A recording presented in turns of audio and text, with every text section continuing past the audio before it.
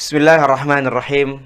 Assalamualaikum warahmatullahi wabarakatuh. Waalaikumsalam warahmatullahi wabarakatuh. Alhamdulillah wassalatu wassalamu ala Rasulillah wa ala alihi wa sahbihi wa man tabi'ahum bi ihsanin ila yaumiddin. Asyhadu an la ilaha illallah wahdahu la syarikalah wa asyhadu anna Muhammadan abduhu wa rasuluhu la nabiyya wa la rasulahu ba'da amma ba'du. Sobat Muin TV dimanapun Anda berada, kembali lagi pada acara Ngopi Ramadan, ngobrol perkara iman di bulan Ramadan bersama saya Muhammad Dedan Irwandi dan pemateri kita yang spesial sore hari ini adalah Ustadz Zulkifli. Gimana Ustadz kabarnya? Alhamdulillah sehat. Masya Allah. Ini di hari ke-17 Ramadan. Masya Allah, dimasuk ke istilahnya setengah mau masuk ke setengah kedua aja Ustadz ya. Ya. Mau masuk sudah masuk ke 10 hari kedua. Ya.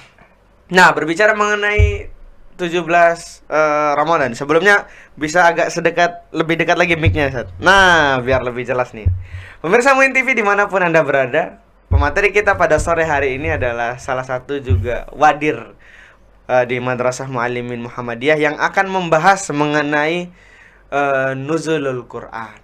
Nah, sebelum kita masuk ke situ, kita mau berbincang-bincang dulu nih. Bincang santai saja sebenarnya, mengenai menu takjil favoritnya Zul. Nah, apa nih menu favoritnya nih? Kalau pembukanya biasanya yang manis-manis aja. Yang manis-manis. Ya, yang manis-manis itu ya yang ada biasanya kolak ya. Kolak. Tapi kolak kan biasanya identik sama orang Jawa. Orang Jawa. Kalau Jawa di kan sana kan gula. Kalau Ustadz kan dari Sulawesi Kalau betul. Sulawesi ya kalau pas lagi ada apa namanya menu Sulawesi ya pisang hijau. Oh, pisang hijau. Nah, biasanya yang khas itu pisang hijau. Kalau enggak bibikan jalan kote. Jalan kote. Tapi nggak mungkin juga jalan kote dimakan waktu berbuka. Palu butung. Ada Palu namanya butung. Palu butung itu seperti apa sih? Ya dia dari pisang juga, cuma dipotong kecil-kecil, ya kemudian biasanya dikasih sirup di atasnya. Jadi ada toppingnya juga.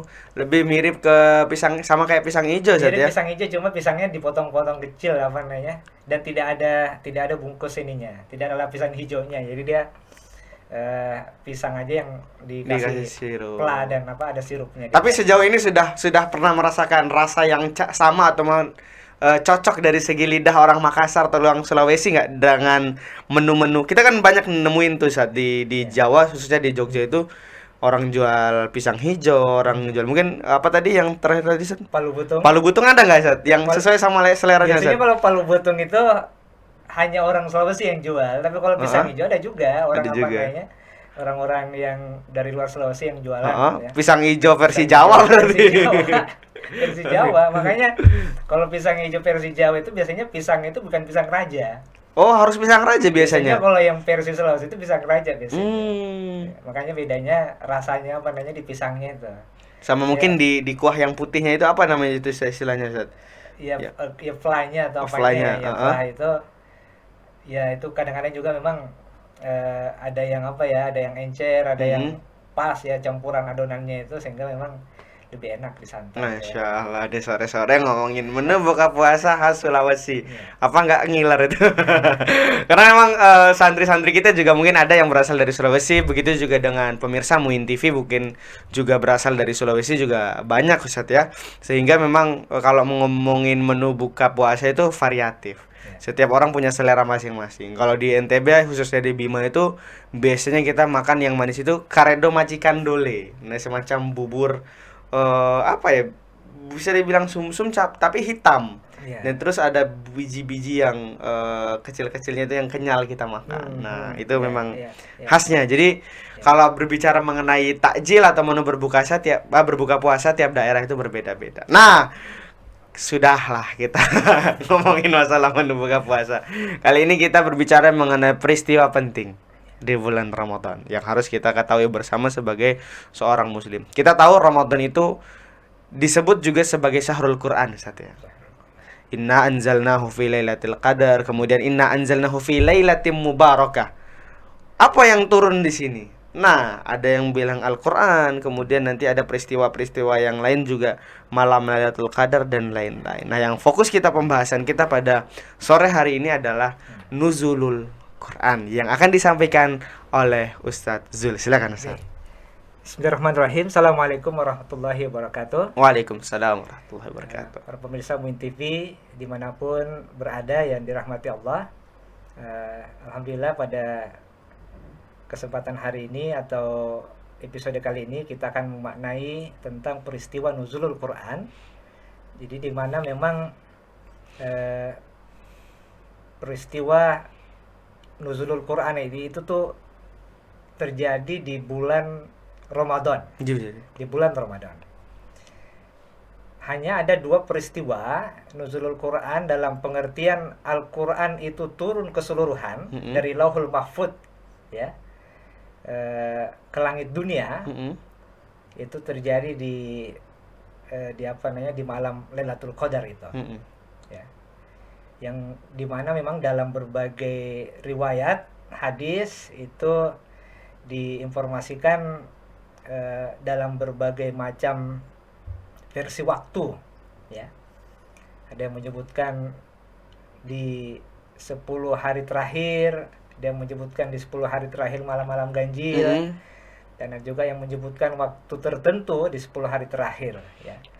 Artinya memang tidak adanya waktu yang pasti ini itu juga menjadi suatu atau membawa suatu manfaat agar umat Islam ini tidak hanya fokus pada satu waktu, tapi sejak awal sampai dengan terakhir atau hari terakhir itu dia terus meningkatkan ibadah. Ya, untuk mendapatkan keutamaan dari Lailatul Qadar atau turunnya Al-Quran, di mana Al-Quran turun pada malam itu. Nah, para pemirsa, yang pertama yang harus kita pahami bahwa Al-Quran itu sendiri itu berbeda dengan bacaan-bacaan lainnya. Ya, jadi kalau dalam rumus bahasa Arab, Quran itu sendiri artinya bacaan yang sempurna. Bacaan yang sempurna. Ya, jadi bukan hanya sekedar bacaan. Bukan hanya al-makru saja ya. Bukan al-makru, bukan hanya qiraat, tapi dia bacaan yang sempurna. Kenapa disebut sebagai bacaan yang sempurna? Tentu ada banyak indikator-indikator yang kemudian akhirnya disebutlah sebagai bacaan yang sempurna. Yang pertama bahwa Quran ini itu ya tidak ada bacaan kecuali Al-Quran yang diatur tata cara membacanya. Tata cara membacanya. Tata cara membaca dari segi mulai dari bagaimana membunyikan hurufnya, kapan dia harus berhenti, kapan dia harus mendengung, dan seterusnya itu kan hanya di Al-Quran saja. Gak mungkin kita baca novel ini ada wakafnya di sini nih, nggak ada. Hanya di Al-Quran saja. Kapan dia harus berhenti dan kapan harus dia ini, dan termasuk bagaimana cara membunyikan hurufnya itu hanya di Al-Quran. Nah, ini indikasi yang pertama atau indikator yang pertama. Yang kedua, tidak ada bacaan selain Al-Quran yang dihafalkan. Ya, dan dihafalkannya ini ada yang menghafalkannya sebagian, bahkan ada yang sanggup menghafalkan sejumlah 623 ayat ya, keseluruhan ayat-ayat di dalam Al-Quran itu sendiri. Bahkan bukan hanya orang dewasa yang mampu menghafalkannya, tapi juga anak-anak yang masih SD umur 7 tahun, 8, 9, 10 tahun itu bisa menghafalkan Al-Quran. Ini kalau bukan Al-Quran ya tidak bisa akan dihafalkan seperti ini. Hanya Al-Quran saja bisa dihafalkan. Termasuk juga yang menjadi indikasi bacaan Al-Quran ini menjadi suatu bacaan yang sempurna adalah diketahui tentang kapan turunnya, apa sebab-sebab turunnya, ya. Jadi ini disebut dengan asbabun nuzul. Ya, kenapa Al-Quran itu diturunkan? Kenapa ayat ini diturunkan? Jadi hanya Al-Quran saja yang bacaan yang kemudian menjelaskan tentang kapan turunnya dan juga tentang penyebab diturunkannya ayat-ayat itu. Berikutnya, tidak ada juga bacaan selain Al-Quran di mana manusia itu ditantang untuk membuat satu surat semisalnya. Kalau mungkin yang lain masih bisa diduplikat ya. Bisa. Kayak tulisan buku ini, bisa diduplikat sama buku B. Tapi Al-Quran nggak bisa. Al-Quran tidak bisa. Al-Quran tidak bisa. Jadi bahkan tantangannya itu tuh masih terus berlaku sampai saat ini. Bahkan jika manusia bekerja sama dengan jin ya untuk apa namanya berkumpul berupaya untuk membuat semisal Al-Qur'an, itu tidak akan mampu untuk melakukannya. Tidak akan mampu. Ya. Berikutnya, kenapa disebut bacaan yang sempurna? Karena seimbang dalam penyebutan kosakatanya. Ya. Kita kan melihat dalam Al-Quran itu ada misalnya padanan antara hidup dan mati. Itu penyebutannya sama. Seimbang. Ya. Jadi misalnya hayat ya dan maut itu disebut sebanyak 145 kali. Ya.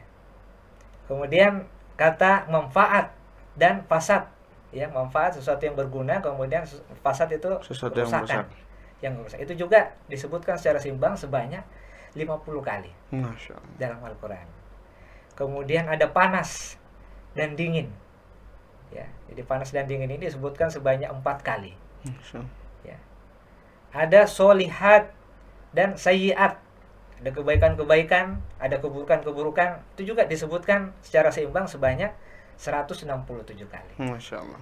Ya. Ada juga kufur dan iman. Ya, yang dalam bentuk definitifnya itu sebanyak 17 kali dan dalam bentuk indefinitifnya sebanyak 8 kali. Dan masih ada beberapa kata-kata lainnya yang penyebutannya itu seimbang. Masya Allah. Inilah indikasi-indikasi kenapa kemudian Al-Quran atau disebut sebagai bacaan yang sempurna. Tadi.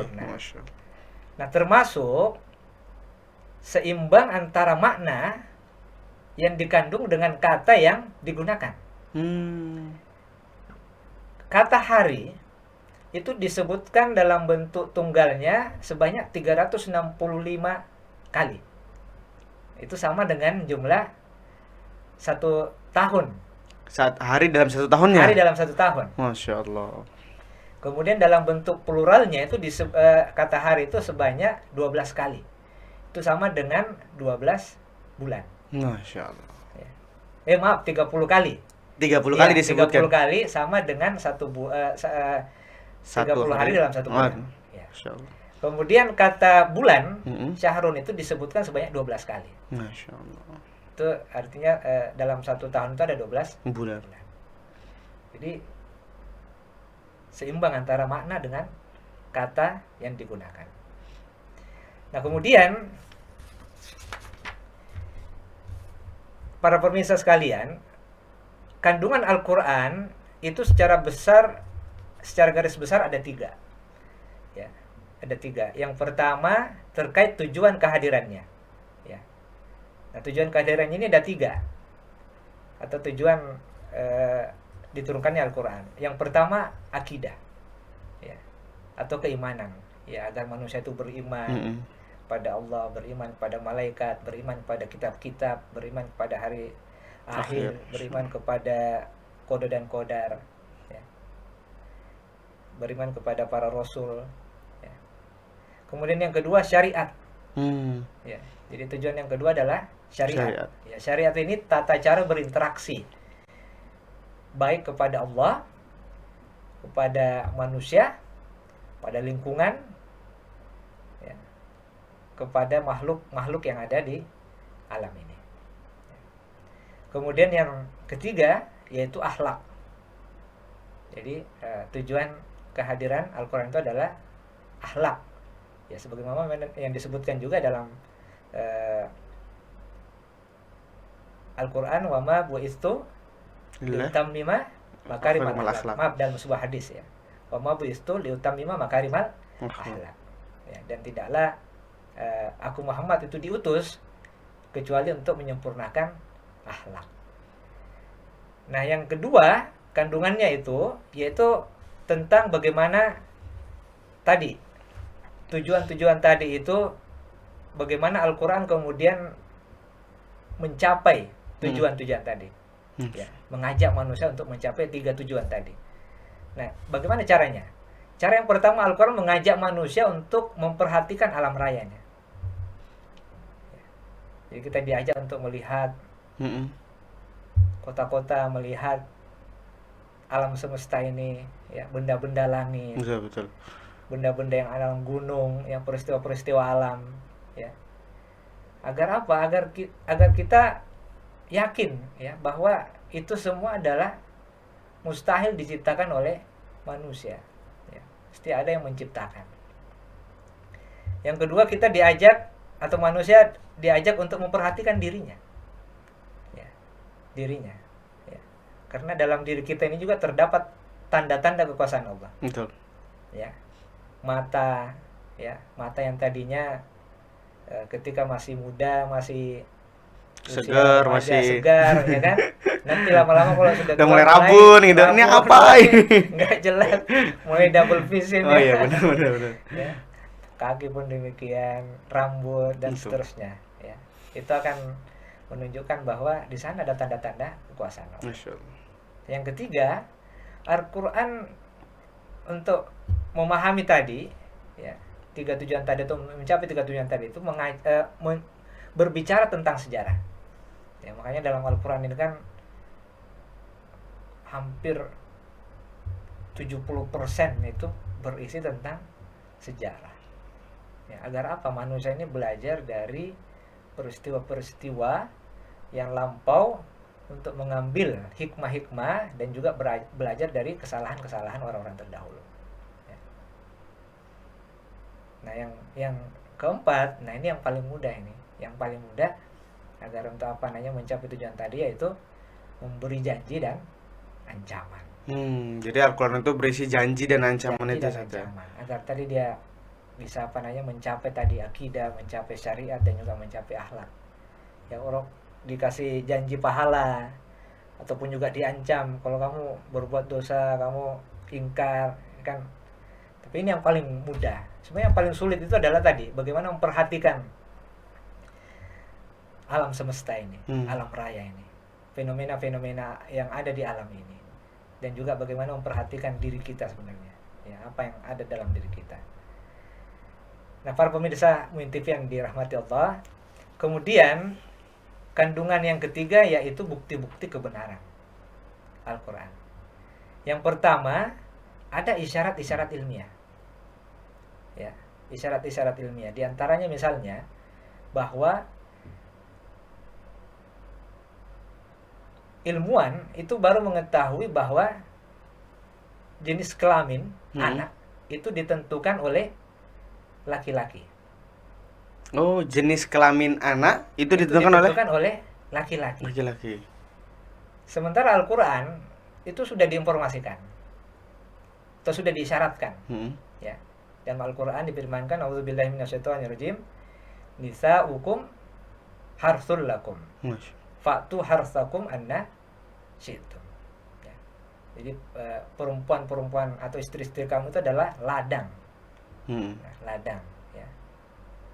Nah, laki-laki suami itu adalah petaninya yang menentukan. Nah, belakangan baru kemudian ilmuwan mengetahui bahwa yang menentukan jenis kelamin anak itu adalah laki-laki. Jadi dari sperma yang dibawa oleh laki-laki yang membuahi perempuan. Masya Allah. Nah, ini syarat yang pertama. Yang kedua misalnya juga ada tentang penemuan jasad Fir'aun. Ya, penemuan jasad Fir'aun ini itu juga sudah disyaratkan dalam Al-Quran. Ya. Al-yauma nunajjika bibadanika litakuna liman khalfaka ayah. Masya Allah. Ya. Jadi pada hari ini, ya, kami selamatkan badanmu Fir'aun agar menjadi tanda kekuasaan bagi orang-orang setelahmu nanti. Masya Allah. Nah, kemudian diantara bukti-bukti kebenarannya juga bahwa Al-Quran ini memiliki makna yang sangat kaya. Makna yang sangat kaya. Jadi ibaratnya Al-Quran itu seperti hidangan. Ya, hidangan yang kita bisa memilih, ya, berbagai macam makna yang dikandung dalam Al-Quran tersebut.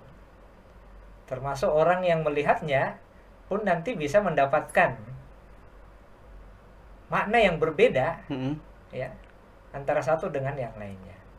Karena tadi memang Al-Quran itu sangat kaya sehingga memungkinkan bagi siapapun yang mempelajari, memahami Al-Quran untuk mendapatkan hikmah, mendapatkan pelajaran dan juga kebenaran-kebenaran yang dikandungnya. Masya Allah, Masya Allah. Artinya ini memang ketika kita berbicara mengenai nuzulul Quran itu, artinya kita berbicara juga tentang kemuliaan Al-Quran, asbabnya tadi juga Ustaz ya. Kemudian juga kenapa Al-Quran ini menjadi istilahnya bacaan yang sudah sempurna itu dengan kemuliaan-kemuliaan ataupun keutamaan yang Ustaz Zul sebutkan tadi. Ya di dalam Al-Quran juga, di dalam ayat puasa itu selalu berdampingan itu ya. Kemudian syahrul Ramadan alladzi unzila fihi al-Qur'an hudal linnasi wa bayyinatin minal huda wal furqan ila akhir ayat. Nah, muncul pertanyaan nih Ustaz dari jamaah Muin TV. Ya, pemirsa Muin TV bertanya. Nah, salah satu cara untuk kita memaknai Ramadan sebagai bulan turunnya Al-Qur'an itu seperti apa Ustaz? Amalan yang bisa kita lakukan. Ini sebagai juga mungkin penutup karena memang sebentar lagi udah masuk waktu berbuka puasa Ustaz. Bagaimana amalan yang tepat untuk kita dapat memaknai Ramadan ini sebagai bulan turunnya Al-Quran? Silakan Ustaz. Jadi para pemirsa Muin TV, bahwa agar kita bisa memaknai peristiwa nuzulul Quran ini, yang pertama tentu kita menyiapkan diri untuk mempelajari Al-Quran ini. Yang mempelajari Al-Quran ini bukan hanya sekedar membaca, ya, tapi juga memahami makna-maknanya. Oh, Masya Allah. Ya. Jadi bukan hanya sekedar tilawah, tapi juga tadarrus dan tadabbur. Masya Allah. Ya, tadarrus dan tadabbur. Jadi kita memahami kandungan Al-Quran tersebut. Masya Allah. Ya. Yang kedua, tentu bagaimana kita juga senantiasa beramal ya. Karena di dalam Al-Quran itu kan keimanan itu selalu digandengkan dengan amal soleh. Innal ladzina amanu wa amilus shalihat. Nah, amal keimanan itu harus dibarengi dengan amal soleh. Membaca Al-Quran pun demikian, harus dibarengi dengan amal soleh. Artinya Al-Quran itu setelah dibaca, setelah dipahami, maka tentu bagaimana mengamalkan tadi. Nah, amal soleh ini ya amal yang sesuai dengan kadarnya, ya, amal yang baik, ya, amal yang bermanfaat. Ya, kita bisa misalnya melaksanakan ibadah puasa ini ketika dalam kondisi sehat, ya. Tapi ketika misalnya memang kondisinya sedang sakit, sehingga tidak memungkinkan untuk berpuasa, maka kita diberikan rukhsah. Ya, ketika kita mengambil rukhsah itu sendiri, itu adalah amal soleh. Ya, karena sesuai dengan kadarnya tadi. Ya, dia sedang sakit, dia diberikan rukhsah untuk tidak berpuasa dan bisa menggantinya di hari-hari yang lain. Termasuk orang yang sudah tua, yang tidak memungkinkan lagi untuk berpuasa, kemudian juga ibu-ibu yang sedang menyusui, yang sedang hamil, itu mendapatkan rukhsah, keringanan-keringanan. Nah, itu sesuai dengan kadar-kadar tadi, itu yang disebut dengan amal soleh. Masya Allah. Berarti memang amalan-amalan yang paling utama dalam memaknai Al-Quran, memaknai Ramadan sebagai bulan nuzulul Quran, turunnya Al-Quran itu adalah yang paling utama adalah kita bisa mempelajarinya, mentadaburinya, dan juga memaknainya dengan melakukan amalan-amalan soleh itu sendiri. Terima kasih Ustaz Zul, karena ini gak terasa kita ngobrol sudah 20 menitan lebih gitu, karena sebentar lagi mau masuk waktu berbuka puasa. Intinya adalah Ramadan adalah bulan yang mulia, syahrul Quran, maka hidupilah bulan Ramadan dengan bacaan-bacaan Al-Quran, tidak hanya sebagai memaknai momentum saja atau mengingat saja sejarah bahwa Al-Quran itu turun di bulan Ramadan, akan tetapi bisa menghidupkan Al-Quran, menghidupkan Ramadan dengan bacaan-bacaan Al-Quran. Terima kasih Ustaz Zul sudah menyempatkan waktunya, sudah membersamai di Muin TV di acara Ngopi Ramadan, ngobrol perkara iman di bulan Ramadan pada episode ke-17 ini. Semoga Allah Subhanahu wa taala menjadikan kita ahlul Quran. Amin amin ya rabbal alamin. Tetap semangat untuk membaca Al-Qur'an, tetap semangat untuk berpuasa. Marilah kita tutup acara ngopi kita pada sore hari ini dengan bacaan hamdalah alhamdulillahirabbil alamin dan doa kafaratul majlis. Subhanakallahumma bihamdika asyhadu an la ilaha illa anta astaghfiruka wa atubu ilaik. Wassalamualaikum warahmatullahi wabarakatuh. Terima kasih Ustaz.